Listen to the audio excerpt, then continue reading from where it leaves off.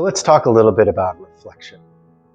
Now, reflection might not initially seem like something that's strategic or tactical, maybe because it's something that you do regularly, multiple times a day.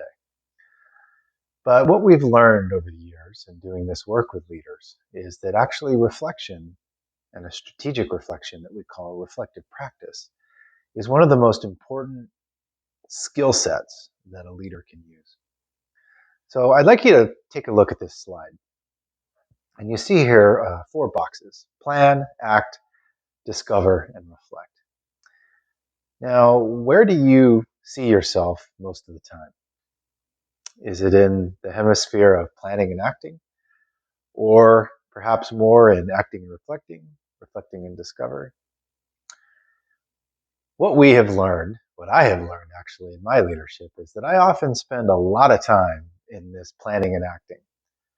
I'm doing things, and I'm not taking enough time to actually take a few steps back and actually reflect on what I've done and what it is that I'm doing.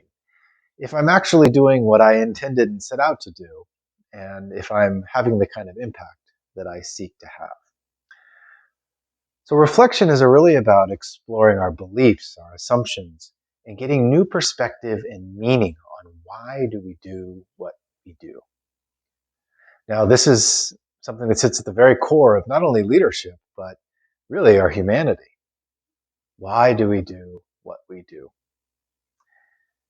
This is a very big question, existential, and reflection, and a reflection that is more strategic. It's actually a way of trying to get underneath that, meaning trying to get at some of the core elements, the answers to that question. So we're going to introduce you to a methodology that we call reflective practice. If you look at this tree, you will see in a very metaphorical, but also a literal sense of how we generally go about making meaning in our lives. That is, we start with beliefs, sits at the top of that cycle that sits above the surface. Those beliefs are informed or reinforced by our actions. When we have certain intentions that are achieved with outcomes, those outcomes, when they're aligned with our intentions, reinforce our beliefs. So let me put that into an example. It's a bit like if I take something and I drop it, and I believe that gravity exists. My belief is gravity exists. My action is that I'm dropping something. My intent is that I believe that that thing will fall to the ground. So when that falls to the ground, those outcomes, pen or something falls to the ground, is aligned with my intentions and my actions. Therefore, my belief that gravity exists is reinforced. Now, we do this enough times, very soon we accept that gravity exists and we don't question it. We don't think about the underlying assumptions that exist there. You could say that we go about our relationship to gravity in an unconscious way because we just sort of shelve it as something that exists.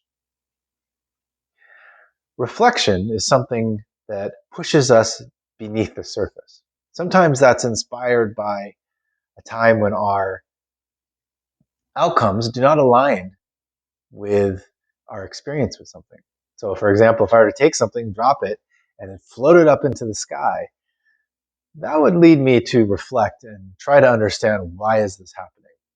That's a very silly example of what events sometimes will do to drive us to reflect.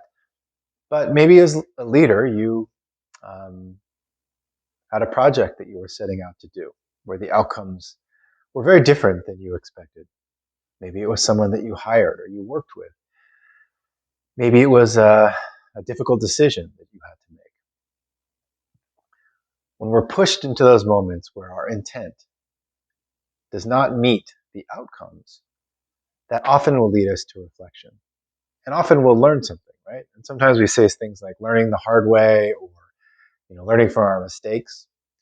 What a reflective practice is, and the way we're talking about reflection, is we want that to be a more intentional or strategic approach to our work. So you're not only doing it when you experience a failure or an unexpected event, but something that you're using as a tool, that you know how to wield as something to help you to understand what you do and how you do it in different ways. And really, as leaders, as adaptive leaders who are faced with all kinds of uncertainty in our worlds and our organizations, we have to be able to do that. So reflection is not just a nice thing to have where we go retreat from the world and journal. That's a form of reflection. But reflective practice is about being strategic and intentional with how we use reflection to get underneath the why of things. So we have different tools that we are going to introduce you to help you to build those muscles, because like anything that is a practice, you have to practice it, right? You have to build those muscles. And the good news is that we all know how to reflect, but maybe you haven't quite built up the muscles about how to reflect with purpose, to reflect strategically. And that's what we're going to be doing throughout the whole program, is using reflection